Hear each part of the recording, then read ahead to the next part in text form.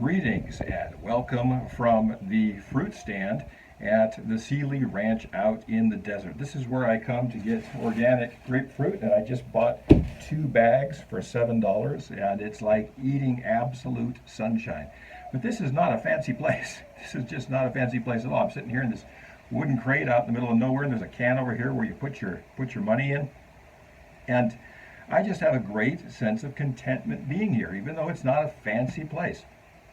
Today's message is about contentment and learning to be content no matter what is going on, to be able to let peace be generated by God in our hearts through gratefulness and all of that other stuff. And contentment, that doesn't mean you have to be satisfied with how things are. I come here because I want better grapefruit. I'm not satisfied with the grapefruit I get in stores, so I come out here to this fruit stand.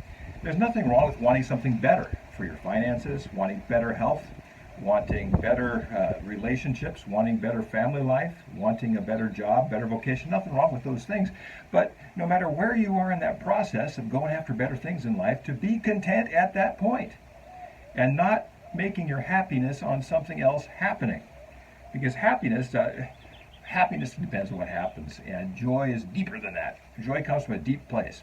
So I've got some passages here from Philippians chapter 4, verse 6. Be anxious for nothing. And this is a very anxious time. People are getting anxious, and that anxiety leads to opinionated crabbiness, arguing, division, all of those things.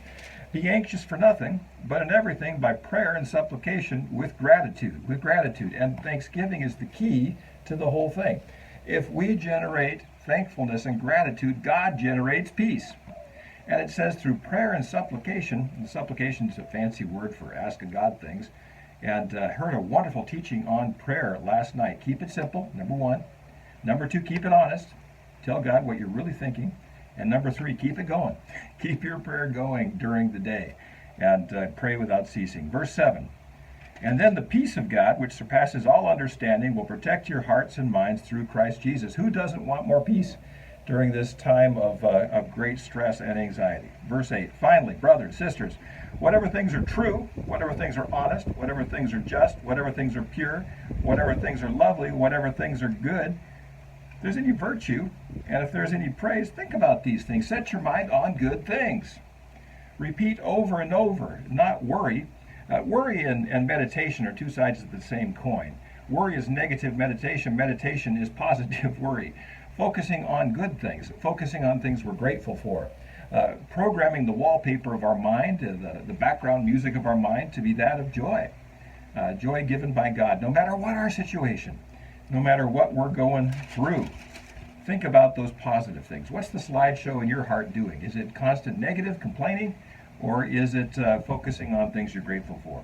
Verse 11, I do not speak because I have need, for I have learned in whatever state I am to be content. I know both how to face humble circumstances and how to have abundance everywhere. And in all things I have learned the secret. And who doesn't want to know the secret? To be both full and to be hungry, abound and to suffer need, and to have peace no matter what is going on. I can do all things through Christ who strengthens me. And that happens to be Philippians 4:13, my life verse, which I think I picked out in junior high. I can do all things through Christ who strengthens me, and so can you. So watch that wallpaper. Make sure it's wallpaper of thankfulness and gratefulness. Watch that background music, and make sure that background music is gratefulness that generates peace. We generate gratefulness. God generates peace inside of us, and who doesn't want more peace? We'll talk to you again tomorrow.